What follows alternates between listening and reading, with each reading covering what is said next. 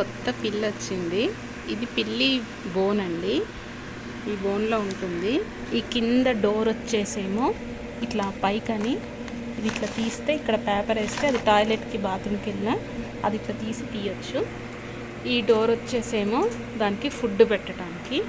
కొన్ని రోజుల పాటు అలవాటు అయ్యేదాకా ఇంతే పెట్టాలి. మా పిల్లి చూడండి ఎట్లుంది. Luna hi. వీడియోలో ఇంకా ఇట్లా చిన్నగా ఉంది కానీ బయట చాలా లడ్డుగా ఉంటుంది. ఇది ఎక్కువ చల్లదనం లేకపోతే చనిపోతాయి అని చెప్పారు. అందుకే జాగ్రత్తగా మాది కెన్స్టార్ కంపెనీ కూలర్ అది.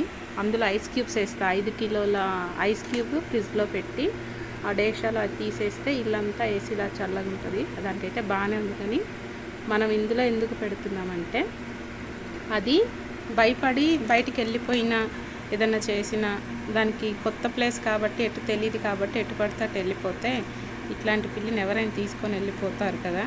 అది ఇదేంటంటే కరవదు, ఏం చెయ్యదు. కాకపోతే కొత్తదనం ఉంది కాబట్టి కొంచెం అట్లా.